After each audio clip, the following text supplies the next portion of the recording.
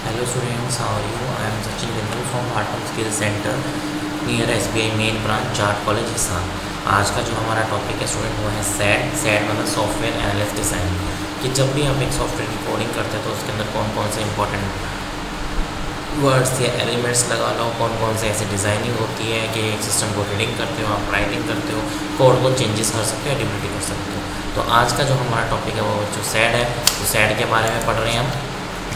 First topic हमने वही लिखा है बच्चों, सैड इंट्रोडक्शन। कि सैड होता क्या है, सैड के बारे में कौन कौन से इंपॉर्टेंट कारक आएंगे या इंपॉर्टेंट एलिमेंट्स को हम यूज़ करेंगे कि जिससे हम सॉफ्टवेयर एनालिसिस डिज़ाइनिंग की एवरी रिक्वायरमेंट्स को फुलफिल कर सकें। नाम से ही पता चल रहा है। फर्स्ट तो पहले बच्चों को सॉफ्टवेयर एनालिसिस डिज़ाइन, कोई भी एक सॉफ्टवेयर बन जाता है तो उसको एनालिसिस करना, यानी कि उसके जितने भी रिक्वायरमेंट्स हैं उन सबको फुलफिल करना, उसको एनालाइज करना, देन डिज़ाइनिंग, यानी कि उसको डिज़ाइनिंग फेज में कन्वर्ट कर देना। कि आफ्टर आपका एवरी स्टेप्स फुलफिल करने के बाद एक डिज़ाइनिंग किस वे में प्रोवाइड की जाएगी कि वो एक सॉफ्टवेयर रेडी हो सके।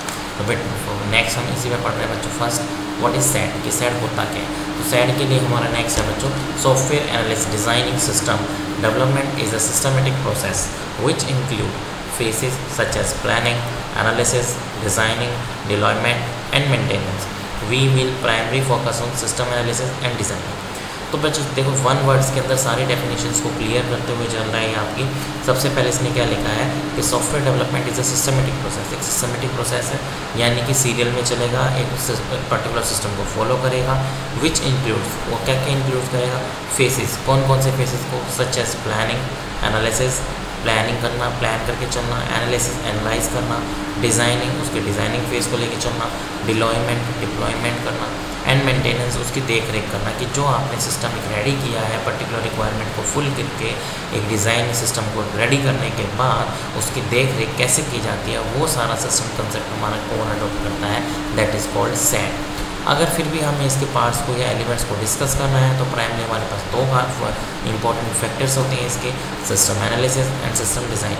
यही हमारे ऊपर इसकी वर्ड्स, जो इसके वन वर्ड्स हैं, sad, software analysis and design.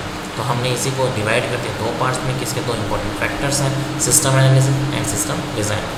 System analysis का मतलब जितनी भी ऑल इन्फॉर्मेशन है उसको आप एनालाइज करोगे, गैदरिंग करोगे एक जगह। और डिज़ाइनिंग का मतलब है कि आप उसी सिस्टम के रिक्वायरमेंट्स जो आपको रिक्वायरमेंट्स फुलफिल करनी है उनको फर्दर डिज़ाइनिंग करना। डिज़ाइनिंग का मतलब उसकी हर एक रिक्वायरमेंट्स को सबसे पहले एनालाइज करने के बाद उसको एज ए इम्प्लीमेंटेशन करना, कि ये सारी एलिमेंट्स फैक्टर आपके इम्प्लीमेंट करने के बाद क्या एक एक्चुअल सिस्टम रेडी हुआ आपका।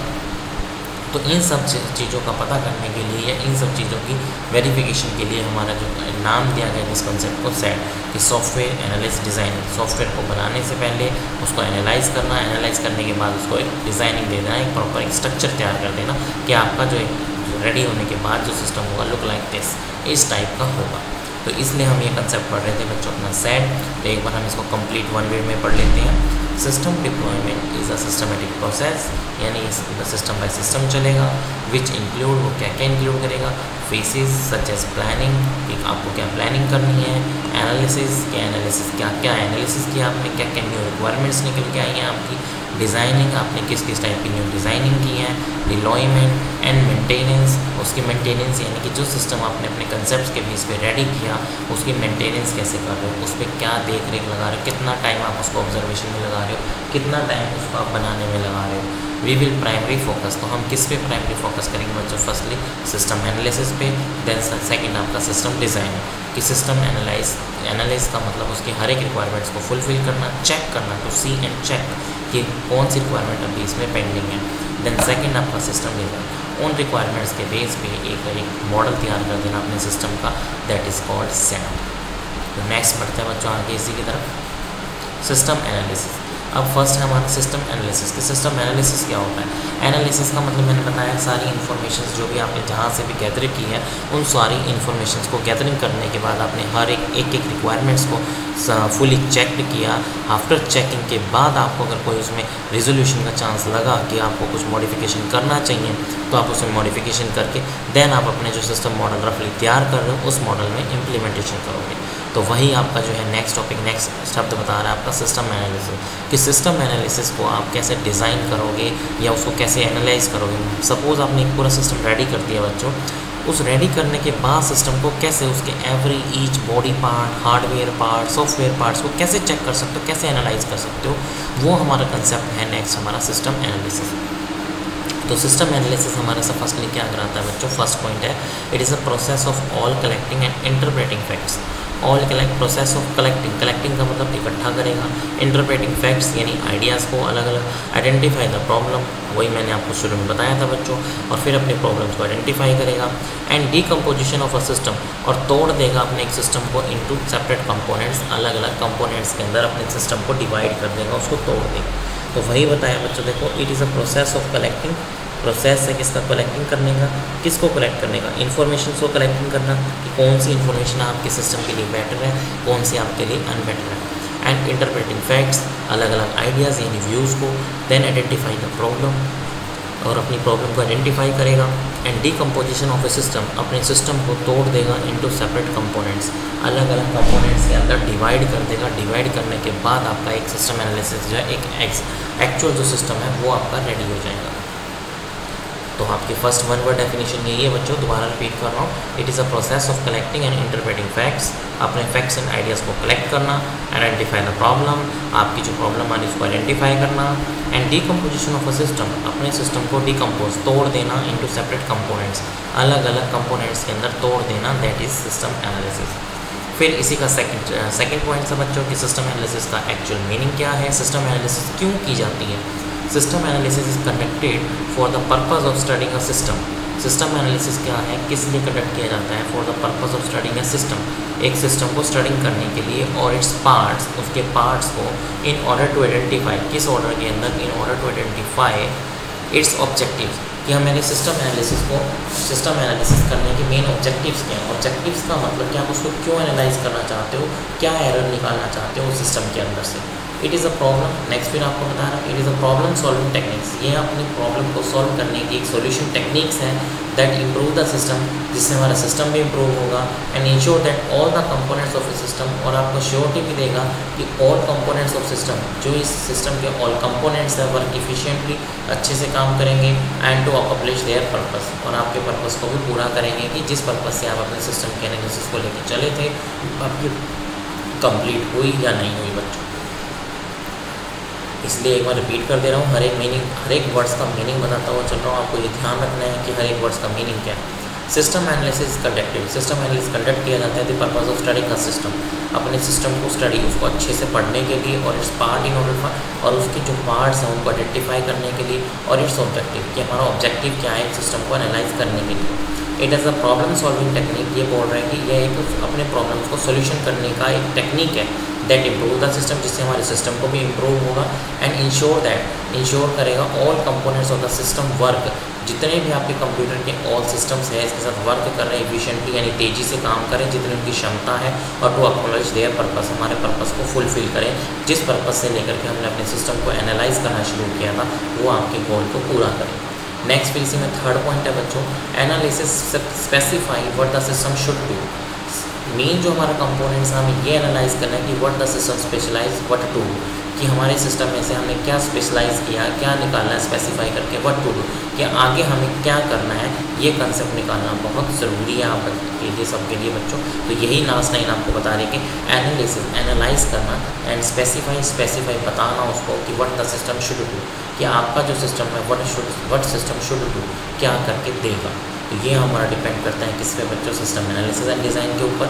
तो हमारा थर्ड पॉइंट यहाँ पे था कि एनालाइज कर रहे हैं हम, specify what the system should do, कि हमारे सिस्टम को क्या करना है, कैसे करके देना है। ये हमारा क्या है, आफ्टर रिजल्ट आया कि हमारे सिस्टम को एनालाइज करने के बाद हमें क्या पता चला है कि हमारा सिस्टम क्या करके देगा। नेक्स्ट फिर आगे बढ़ते हैं बच्चों इसी की तरफ। तो हमारा नेक्स्ट आता है सिस्टम डिज़ाइन, यानी कि सेकंड इंपॉर्टेंट फैक्टर, कि सेकंड फैक्टर की सिस्टम को डिज़ाइन क्यों किया जाता है, क्या पर्पज़ है इसको डिज़ाइन करने का, तो हम वही डिस्कस कर रहे हैं system design. It is a process of planning a new business, ये क्या है, एक तरीके से एक नया बिजनेस को सेटअप करने का, एक नए बिजनेस को प्रोसेसिंग करने का एक प्लानिंग है, और रिप्लेसिंग एन एग्जिस्टिंग सिस्टम, और जो आपका सिस्टम पहले से चल रहा है उसको उसके साथ हटाना, यानी कि जो सिस्टम आपका करंट चल रहा है उस सिस्टम को रिप्लेस कर देना, जो स्टार्टिंग से आप एक नया सिस्टम रन कराने जा रहे हो, बाय डिफाइनिंग इट्स कंपोनेंट्स और मॉड्यूल्स और satisfy the specific requirement, bye defining components की, जो आपने नया सिस्टम बनाया है उसके कंपोनेंट्स क्या हैं, modules and satisfy it's requirement, कि वो आपकी पिछली और नई दोनों रिक्वायरमेंट्स को फुलफिल करके जो एक नया सिस्टम डिज़ाइन हो रहा है वो उससे आपको रिप्लेस कर देना अपने पुराने सिस्टम। बिफोर प्लानिंग, फिर इसी के अंदर आपको कुछ कंसेप्ट बताया इसने। पहले फर्स्ट लाइन को ही दोबारा देख लो बच्चों की फर्स्ट लाइन का एक्चुअल मीनिंग क्या है, क्योंकि मीनिंग क्लियर नहीं होगा तब तक आपको सेट का आगे बढ़ने का कोई फ़ायदा नहीं। It is a process of planning. इसमें हम क्या करते हैं, प्लानिंग करते हैं स्टार्टिंग से ही अ न्यू बिजनेस सिस्टम, एक नए बिजनेस सिस्टम को स्टार्ट करने की, और replacing an existing system, replacing हटा देते हैं उसको अपने पुराने सिस्टम से, जो हम पुराने सिस्टम को रन कर रहे हैं साथ साथ। बाय इट्स कंपोनेंट्स, उसके कंपोनेंट्स के थ्रू, और मॉड्यूल्स यानी छोटे छोटे मॉड्यूल्स के through, to satisfy the specific requirement, जो उसकी मॉड्यूल्स की छोटी छोटी जो स्पेसिफिक रिक्वायरमेंट्स हैं उनको फुलफिल, उनको पूरा कर सकें।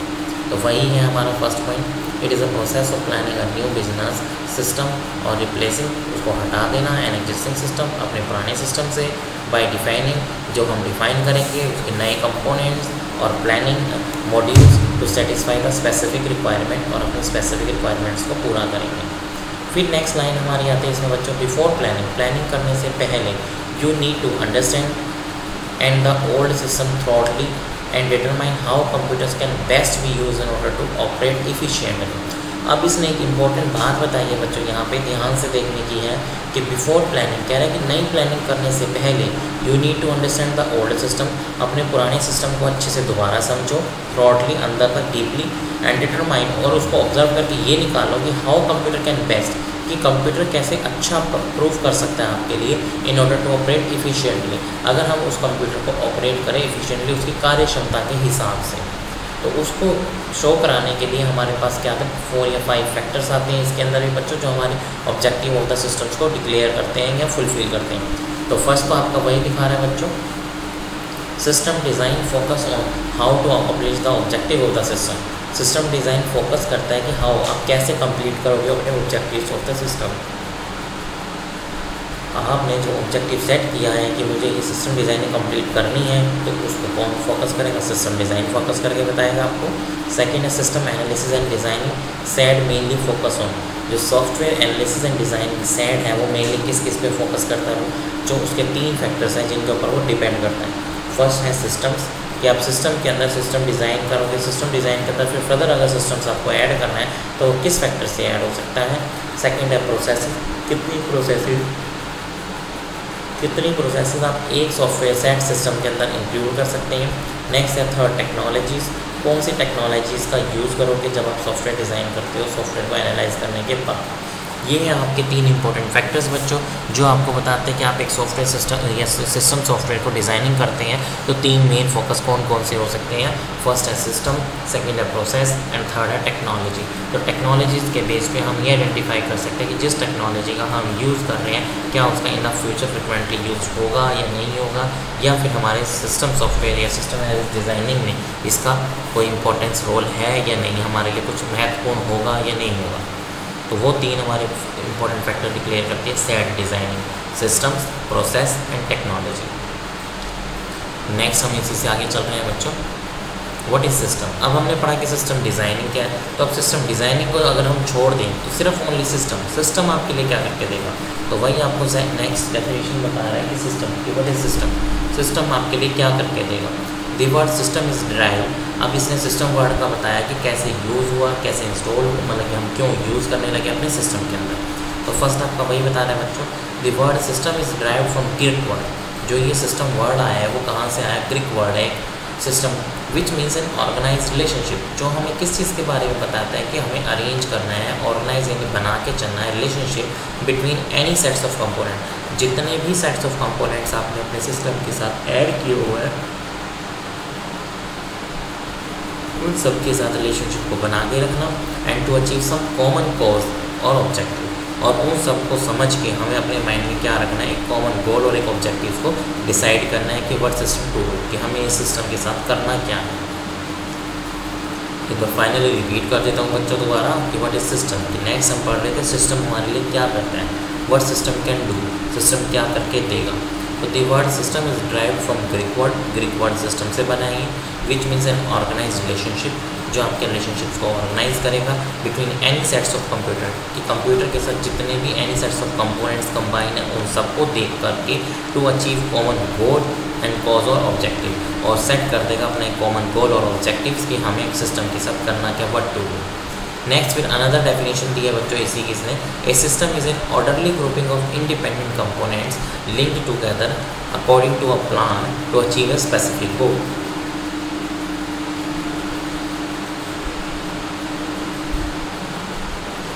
तो नेक्स्ट जो डेफिनेशन है इसमें बच्चों, a system is an orderly grouping है ऑफ इंडिपेंडेंट कंपोनेंट। इंडिपेंडेंट का मतलब कोई भी कंपोनेंट, एक कंपोनेंट दूसरे कंपोनेंट्स पर डिपेंड नहीं है, वो सारे सबसे अलग हैं।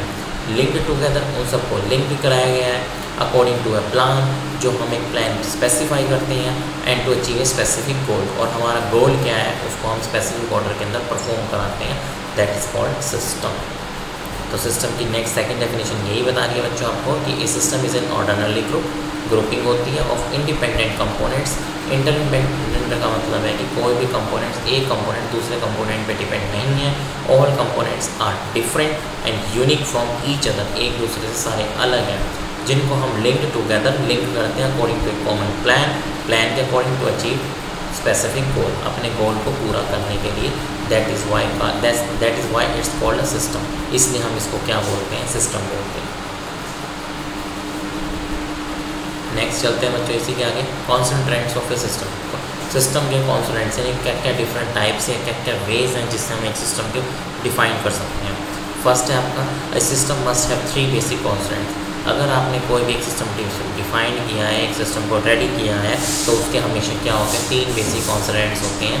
फर्स्ट है आपका, a system must have some structure, जो भी एक सिस्टम होगा उसका क्या होगा, एक सम स्ट्रक्चर होगा, एंड बिहेवियर, उसका अपना बिहेवियर होगा, which is design to achieve a predefined objective, जो क्या करेगा, विच इज़ डिज़ाइन करके देगा to achieve a predefined objective, कि हमारा जो प्री डिफाइंड ऑब्जेक्टिव है, जो हम स्टार्टिंग से लेके चले थे, हमें कुछ नहीं पता था कि हमें करना क्या है, वो हमें गोल डिफाइन कर देगा कि आपका एक्चुअल काम जो है किस डिज़ाइनिंग के पर्पज़ को लेके किया जा रहा है।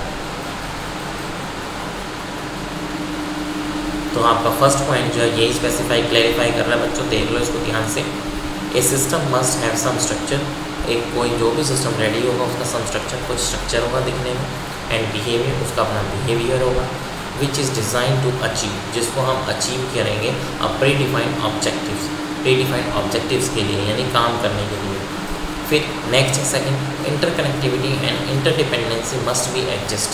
इंटरकनेक्टिविटी का मतलब है कि उनको आपस में कनेक्ट करने के लिए, एंड इंटरडिपेंडेंसी मतलब एक दूसरे का डिपेंड ना होना, मस्ट बी एग्जिस्ट, वो भी होना बहुत ज़रूरी है among the system components, among the system, जो उस हमारे कंप्यूटर सिस्टम के साथ अलग अलग कंपोनेंट्स अटैच्ड हैं, उन सब के साथ होना बहुत ज़रूरी है।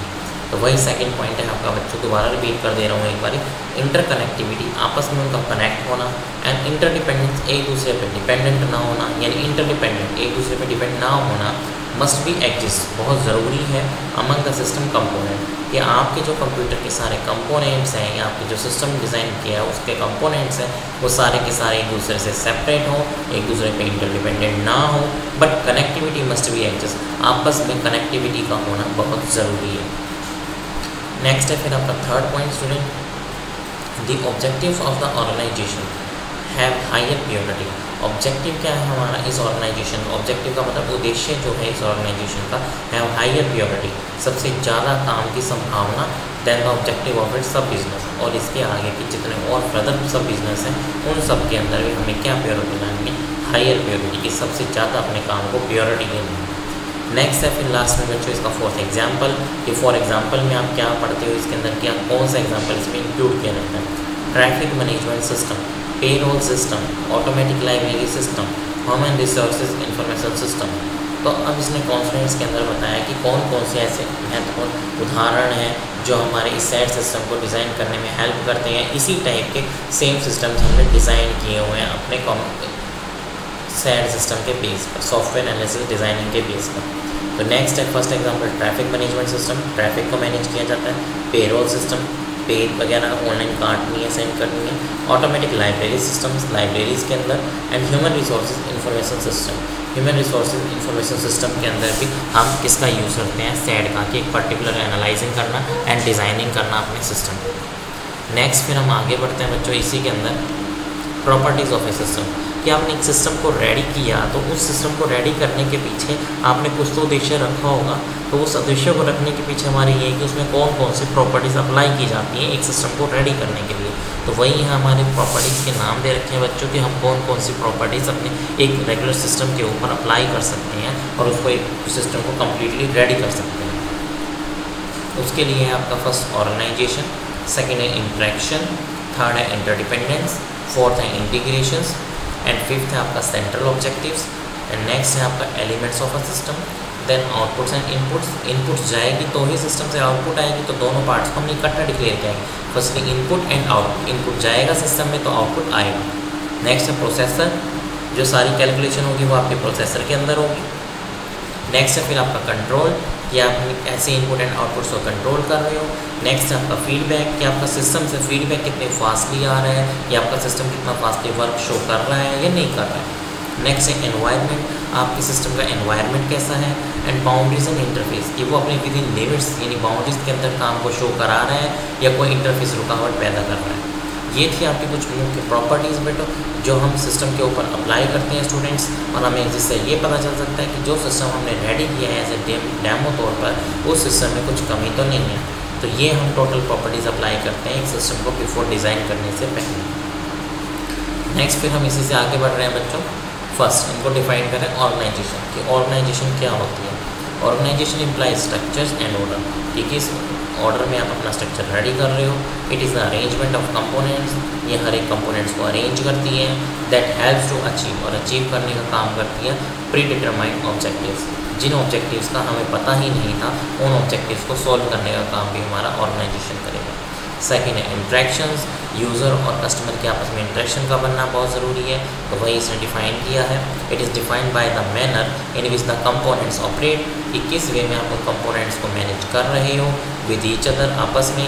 फॉर एग्जांपल है in an organisation purchasing department must interact with production department. तो ऑब्वियस सी बात है बच्चों, ये तो होगा ही कि परचेजिंग डिपार्टमेंट जो है बिलोंग्स टू करेगा किससे, प्रोडक्शन डिपार्टमेंट से, कि आप किस प्रोडक्ट की किस थिंग्स की प्रोडक्शन निकाल रहे हो। And payroll with personal department, और पेरोल डिपार्टमेंट किससे होगा, पर्सनल डिपार्टमेंट से लिंक कराया जाएगा। ये था आपका सेकंड। ये इंट्रैक्शन के आप सिस्टम के अंदर इंट्रैक्शन कंपोनेंट्स का यूज़ करके कैसे एक दूसरे के कंपोनेंट्स को आपस में ईच अदर कंबाइन कर सकते हो। नेक्स्ट फिर आता है थर्ड में interdependence. Interdependence means how the components of a system depend on one another, कि एक कंपोनेंट्स का सिस्टम दूसरे कंपोनेंट सिस्टम पे कैसे डिपेंड करेगा। फॉर प्रॉपर फंक्शनिंग, अच्छे से अगर हमें फंक्शनिंग करनी है, द कंपोनेंट्स आर कोऑर्डिनेटेड, इसके जो कंपोनेंट्स को कोऑर्डिनेट यानी कि पॉइंट से शो कराएंगे, एंड लिंक्ड टुगेदर, आपस में लिंक करेंगे अकॉर्डिंग ए स्पेसिफाइड प्लान, एक प्लान को एक स्पेसिफाइड प्लान करेंगे। द आउटपुट ऑफ वन सब सिस्टम, जो हमारे आउटपुट है हमारे वन सब सिस्टम की, is required by the other सब सिस्टम एज अ इनपुट। तो वो वाली जो आउटपुट है दूसरे सिस्टम के लिए एज ए इनपुट का काम करेगी हमारी एज ए इंटरडिपेंडेंस में। तो वही लिखा है लास्ट लाइन में, देखो बच्चों इंपॉर्टेंट बात है कि the output of one system is required, जो हमारे एक सिस्टम की आउटपुट होगी वो रिक्वायर्ड की जाएगी बाय द अदर सब सिस्टम एज अ इनपुट, दूसरे सिस्टम के लिए एज ए इनपुट का काम करेगी जो फर्स्ट सिस्टम से हमारी आउटपुट आएगी। नेक्स्ट है फिर बच्चों इसी में integration. Integration is concern with how a system components are connected together. ये जस्ट हमें ये बताता है कि आपने एक जो सिस्टम रेडी किया उसके कंपोनेंट्स को हाउ टू कनेक्टेड टुगेदर, आपस में कैसे लिंक करके रखोगे आप। तो वही इसमें लाइन लिखी है, देखो बच्चों, how a system components are connected together, कैसे हम कंपोनेंट सिस्टम्स को कनेक्ट यानी जोड़ के रख सकते हैं टुगेदर, इकट्ठा करके। सेकेंड लाइन है फिर इसी में, it means that the part of system, it means इसका मतलब क्या है, जो पार्ट्स ऑफ सिस्टम है वर्क टुगेदर, आपस में मिलकर काम करते हैं विद इन द सिस्टम, हमारे एक सिस्टम यानी लिमिट रेंज के अंदर ही। Even each part perform a unique function, हर एक सिस्टम का हर एक सिस्टम का एक पार्ट जो है एक यूनिक डिफरेंट फंक्शन शो कराने के लिए हमारी क्या होना चाहिए, हमारे उस सिस्टम के साथ इंटरेक्शन होना बहुत ज़रूरी है। नेक्स्ट है फिर बच्चों सेंट्रल ऑब्जेक्टिव, कि आपका मेन ऑब्जेक्टिव क्या है इस सिस्टम को डिज़ाइन करने का। तो the objective of system must be central, बीच में रखा जाए। क्यों? इट मे बी रियल और स्टेटेड। रियल का मतलब वास्तविक जो हम चीज़ कर रहे हैं वही चीज़ हम अप्लाई कर रहे हैं, और स्टेटेड जो हम कर चुके हैं या फिर फिक्स है। It is not uncommon for an organization to state, uncommon होता है हमारी ऑर्गेनाइजेशन के लिए टू स्टेट एन ऑब्जेक्टिव, कि ऑब्जेक्टिव क्या था हमारा, and operate to achieve another, और हम अचीव जो गोल है वो हमारा अनदर एक दूसरा था। तो ये कोई कंपल्शन नहीं है। Second, the user must now the main objective of a computer application. जो यूज़र है जो उस टाइम जिस सिस्टम को बना रहा था, जिस सिस्टम को रेडीमेड बना करके उसको चेकआउट कर रहे थे उसके कंपोनेंट्स को, वो application early in the analysis for a successful design, बहुत ही जल्दी जो है सक्सेसफुल डिज़ाइनिंग के तौर पर डिज़ाइनिंग एंड कन्वर्जन के रूप में यूज़ होने लगी। तो यही सेकंड पैराग्राफ की लाइन बताएगी बच्चों। The user must now, user को पता होना चाहिए the main objective of a computer application early in analysis, early किसके अंदर आ जाए, इन द एनालिसिस में आए, फॉर ए सक्सेसफुल डिज़ाइन, एक अच्छे से डिज़ाइनिंग करने के लिए, एंड कन्वर्जन, डाटा की कन्वर्जन करने के लिए। ये था हमारा आज का वीडियो बच्चों, यहीं पे ख़त्म होता है। नेक्स्ट हम इसे नेक्स्ट लेक्चर में पढ़ेंगे। तब तक के लिए थैंक्स।